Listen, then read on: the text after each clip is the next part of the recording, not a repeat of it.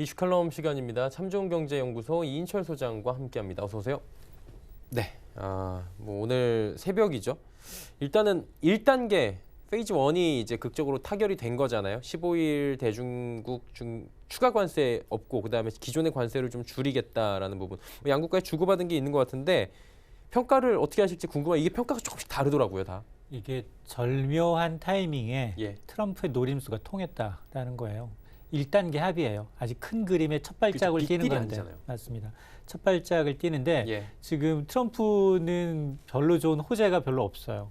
내부적으로도 외부적으로도 예. 전 국가와 전 세계를 상대로 지금 뭐 정말로 갑질을 하면서 상대국들의 이제 비호를 받고 있는 맞아요. 상황이고 여기에다가 내부적으로도 탄핵 정국에 휩쓸려 있고 거기에다가 가장 치적으로 내세울 수 있는 게 북한과의 관계 개선이었는데 북한이 말을 잘 듣지를 않아요. 맞습니다. 유엔 안보리까지 지금 나와 있는 상황입니다. 이러다 보니까 지금 불과 이제 현지 시간으로 15일 0시가 되면 추가로 자기가 얘기해 놓은 중국산 1,650억 달러 상당의 물품에 대해서 15% 관세 디데이입니다. 자, 이렇게 되면 이게 중국만의 문제가 아니라 연말 연시를 앞두고 비싼 물건을 사야 하는 미국 소비자들도 부담이에요. 그렇죠. 기업들도 부담이고 미국 그리고 이 판벨트도 아니 트럼프 믿고 기다렸더니 지금까지 계속 그렇습니다. 허풍만 털지 실질적으로 이득이 없다라는 예. 것에 대한 불만이 내부적으로 고조하다 보니까 그래 1단계는 합의를 하지. 근데 이제 그 조건을 좀 들여다보게 되면 네. 당연히 이제 미국산 농산물 사겠다라는 것에 대한 구체적인 시한이 들어가 있어요. 내년까지 약 500억 달러, 58조 원 정도는 사주겠다라는 내용. 자, 그렇게 되면 일단 15일 관세 부과하겠다라고 한 것에 대해서는 일단은 부과를 하지 않고요. 예. 기존에 매겼던 관세가 있습니다. 3천억 달러 상당에 대해서 25% 관세 물렸는데 이거 절반은 깎아줄게. 예요. 그리고 또 하나를 든다면 지적재산권 보호 확약인데 아무것도 드러나지 않았어요. 미국과 중국이 발표를 했으면 그 내용을 좀 들여다볼 수 있는데 예. 보호하자라는 내용 그냥 뜬구름 잡는 내용이 들어가 있습니다. 이것만이라도 지금 금융시장은 환호하고 있는 거예요. 그만큼 이 트럼프 리스크가 굉장히 컸었는데 그러니까 정말로 한꺼풀 벗겼다. 위험 한 몇 단계가 있다면 한 단계를 건넜다지 완전히 해소되지는 않았다라는 겁니다.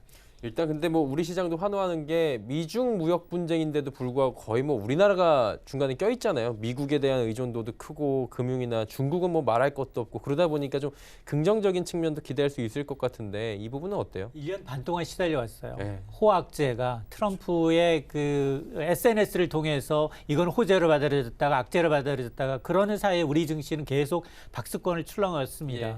미국 증시는 사상 최고예요. 사상 최고를 연일 경신하고 있는데 이런 좋은 소식은 미국 시장 개장일 때 알려줍니다. 나쁜 소식은 끝나고 주말에 알려주거든요. 아니면 쉬는 날 알려주는 맞습니다. 그러다 보니까 우리 역시 가장 미국이 뭐 이제 타겟으로 중국을 계속해서 타겟으로 하다 보니까 중국과의 무역 의존도가 높은 우리는 직간접적으로 영향을 많이 받았고요. 예. 특히 환율이 불안했어요. 최근 들어서 외국인이 국내 주식을 너무 많이 팔았어요. 그거는 주식만이 아니라 그동안에 채권을 사들였거든요. 채권까지 매도하는 거예요. 이 얘기는 굉장히 좋지 않은 시그널로 익혀졌는데 당장 오늘 같은 경우에 이제 미중 1단계이긴 합니다만 합의 소식에 예. 원달러 환율이 1160선, 70선 아래로 지금 거래가 되고 있어요. 예. 자, 이런 걸 보게 되면 단기적으로 큰 불확실성은 좀 거쳤다.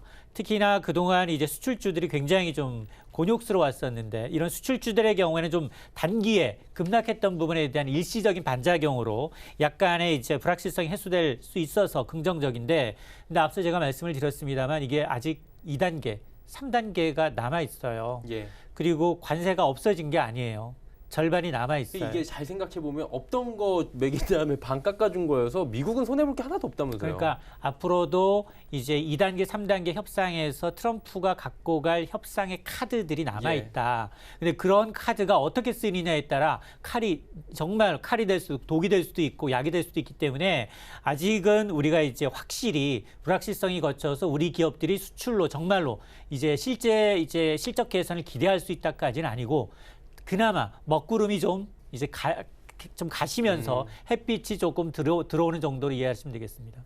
그러니까 뭐 한파 좀 갔다라고 생각을 하면 될 것 같은데 이게 문제는 뭐냐면 한파가 가고 이제 그래도 패딩은 입고 있잖아요. 이거 벗어야 되는데 2단계, 3단계, 4단계가 될지 5단계가 될지 그거 아무도 모르는 거고 앞으로는 핵심 의제가 소장님이 매일같이 나오실 때마다 강조해 주셨던 게 이 다음이 문제라고 했잖아요. 맞습니다.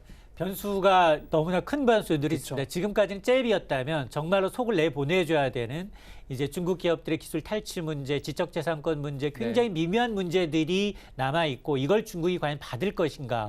그리고 트럼프 대통령은 내년 어쨌든 재선을 타겟으로 하고 있기 때문에 11월 이전에 이걸 해결할 수 있느냐가 문제입니다.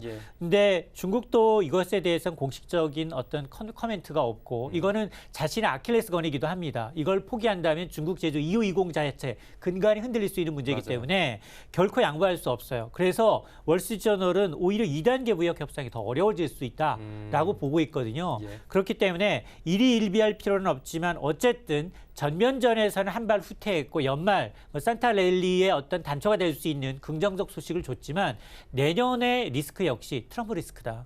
트럼프가 과연 이런 국제적인 문제, 중국과의 문제 이런 걸 어떻게 풀어갈 거냐. 사실 지금 가장 이제 중국과의 1단계 합의 때문에 가장 빨리 성급하게 처리해야 될 게 자동차 관세예요. 맞아. 지금 카드로 갖고 있는데 이걸 꺼내 말아.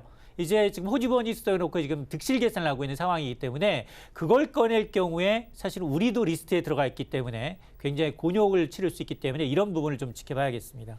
쉽지 않겠어요. 예, 쉽지 않은 관계에서 그래도 영국 쪽은 브렉시트가 이제 확실하게 거의 됐다고 보는 거잖아요. 존슨 총리가 이끄는 이 보수 진영이 완전히 압승이더라고요. 이제 이 보수 진영만 가지고 가도 모든 걸 다 장악할 수 있을 정도까지 국민들이 선택을 해준 건데 이 부분은 저희가 어떻게 좀 분석을 하는 게 좋을까요? 일단 지금 뭐 개표가 진행 중이고요. 일단 출구조사 결과는 압도적으로 이제 이 보리슨 총리가 이끄는 보수당이 압승할 것으로 보입니다. 하원에 650석 가운데 368석 정도의 의석을 확보할 것으로 지금 예측이 되고 있는데 뭐 이대로라면 지금 보리스 총리가 추진하고 있는 게 일단 연립정부 설립이 가능하고 과반 이상이기 때문에 하원에서 통과가 무난합니다. 이렇게 되면 별 무리 없이 정말로 우리가 가장 우려했던 노딜 브렉시트가 아닌 그런 가능성은 좀 희석이 되게 됩니다.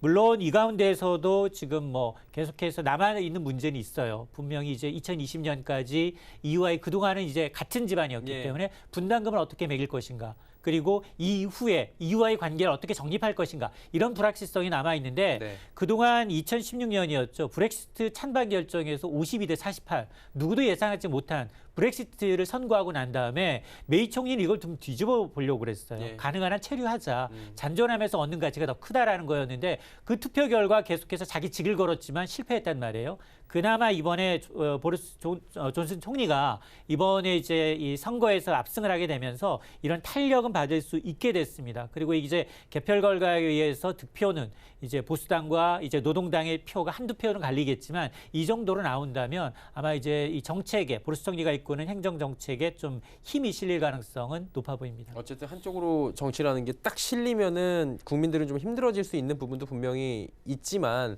대외적으로 볼 때는 EU에서도 지금 어느 정도 환영한다라는 입장을 밝힌 만큼 강행하는 쪽으로 이제 가면서 EU와 이제 어느 정도 협의를 거치지 않을까 이렇게 생각을 할 수 있을 것 같은데 어때요? 1월 31일로 지금 못을 박는 것 같던데. 그렇습니다.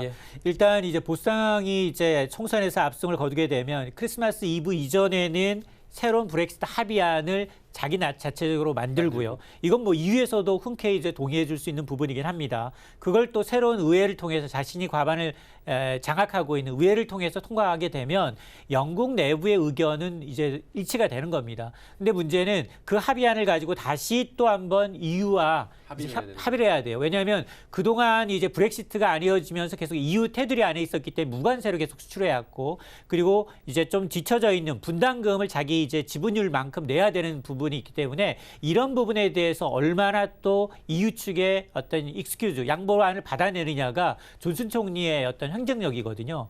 그런 걸 이제 주도권을 갖고 할 수 있다라면 예정했던 것처럼 이제 내년 2020년 1월 말에는 EU 탈퇴가 단행될 것으로 보이는데 저는 개인적으로는 그 후자에는 굉장히 어려움이 있습니다. 왜냐하면 지금 이거 상징적이고 그리고 이제 그레이트 브리튼이라고 해서 그동안은 사실은 스코틀랜드, 아일랜드 그리고 이 영국이 다 단일된 안에 대해서는 누구도 조금씩 약간 이 불협화음이 있었기 예. 때문에 이 모으는 과정도 좀 쉽지도 않겠지만 EU 측에서 이걸 이제 익스큐즈했을 경우 어려울 때마다 이렇게 이 브렉시트를 하려고 하는 EU를 탈퇴하려는 국가들이 있기 때문에 상징적으로 이제 원리 원칙대로 분담금을 내고 탈퇴하라라는 얘기가 나올 수 있거든요. 그러다 보니까 이게 이제 원체 예정대로 이제 순차적으로 아주 무리 없이 금융시장에 무리 없이 완벽한 탈퇴가 이루어질지 여부는 좀 더 지켜봐야겠습니다. 네, 알겠습니다. 그 부분에 대해서는 향후에 뭐 결과가 나오고 분석 결과가 나오면 다시 한번 이야기를 나눠보도록 하겠습니다. 참 좋은 경제연구소 이인철 소장과 함께했습니다. 고맙습니다.